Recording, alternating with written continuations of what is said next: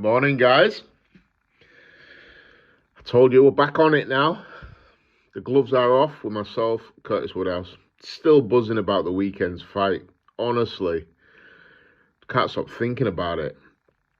And today I want to talk about the black magic that's going on with Daniel Dubois and his father. I've seen a video from Spencer Fearon come out just before the fight. You know, he's alluding to his dad was involved in black magic and all them crazy things. It was very strange timing for Spence, and they've obviously got some sort of issue that I'm not aware of, but I didn't think the timing was great. Didn't think it was very professional. I didn't think it came across very well. Sounded quite bitter.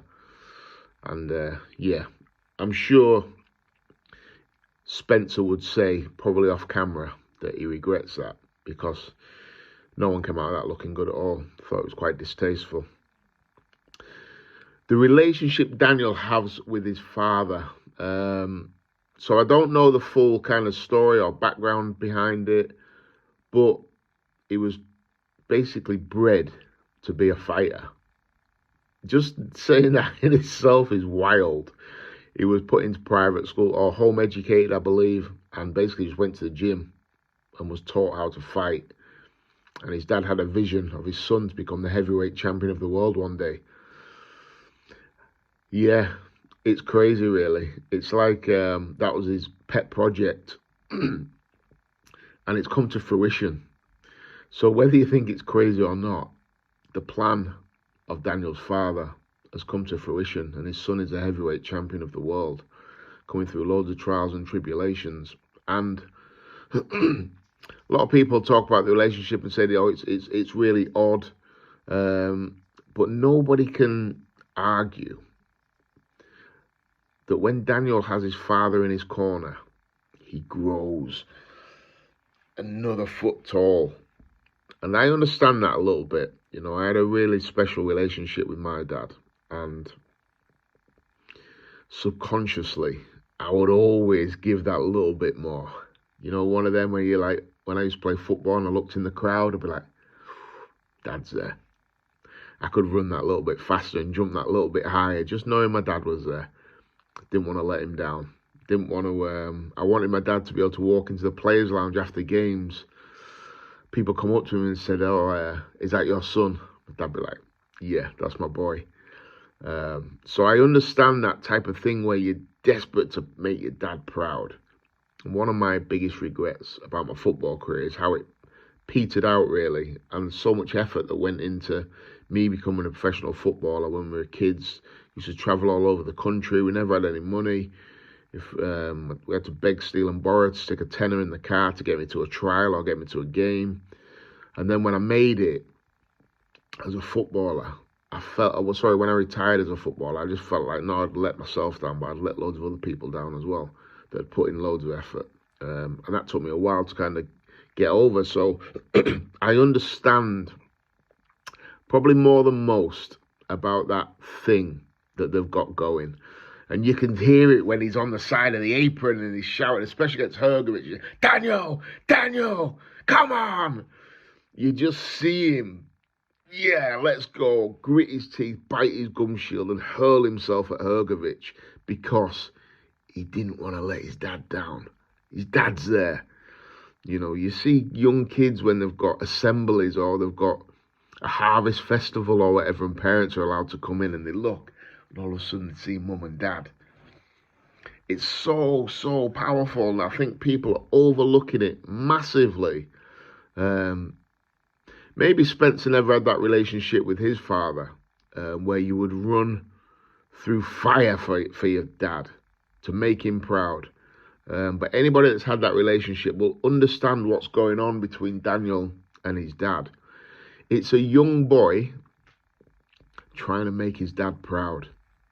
That's all it is. It's as basic as that. You know, people talking about, you know, voodoo this and voodoo that and all that junk. All that's going on there is a young man desperate for his dad to say, hey, well done, son. And I love it. like I said, maybe it's because I had a special relationship with my dad, but I love seeing his dad's vision. You know, people criticize it, but his dad had a vision for his family. You know, look at Caroline Dubois; she's a badass as well. And I know there's a couple of others. I think that a couple of other children that he's got, and no doubt they're going to be badasses because whatever he's doing seems to be working. But one thing that the kids all seem to have is that they're desperate to make dad proud. Yeah, and when I was watching it, I see them two together. I get a little lump in my throat because I'd do anything. I never lost a fight in front of my dad either, to be fair. A macho thing, never want to lose in front of my dad. When I see them together, Daniel and his father, it makes me think of my dad. And I'd do anything just to kind of get that little, hey, well done, son, today. That little nod of approval from your dad. I would give anything for it, for just one more time. And when I seen Daniel's dad walk in the dressing room, I seen Daniel's eyes light up and his face lit up. It was like, yeah, it's my dad. And I just thought it was beautiful. I really did. And I'm so happy for Daniel, for his father, for the whole family. And they've got a really, really special relationship, and one that, obviously, there's other father and son partnerships that you'll have that bond with your dad, but I certainly had that with mine, so it's something that I can identify with and spot, because I see it in Daniel's face, how it lights up when his dad's there, when his dad walks through, and how he defends his dad. And his dad's obviously got a massive say in everything that goes on regarding training, the training camp. I can imagine if you're Daniel's coach, his dad will be a pain in the ass. I can imagine that. Telling you what you're doing wrong. We should be doing this. We should be doing that. I see all that. And there's a fine line between being a supportive father and a pushy parent, I suppose. But who can argue with the results? I think Daniel's won the Southern Area title, the British title, the European title. And now he's a heavyweight champion of the world. So who can argue with that? I love what they've got going on. And I think with family business, I know more than most on this one. Some of my family I can't stand. Gladly jump in a boxing ring with them. No danger. But sometimes with family business, it's nobody else's business. So Spencer jumping up and down and talking about voodoo this, and people talking about Daniel's relationship with his father and it being unhealthy. It's nobody else's business. Family business is kind of off limits. What you've got going on in your own family, nobody else really has a right to question. Nobody really knows the ins and outs. Family business is family business.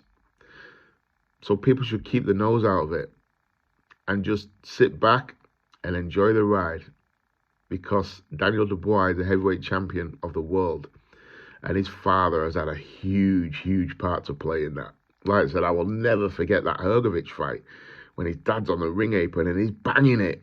Boom, come on, Daniel.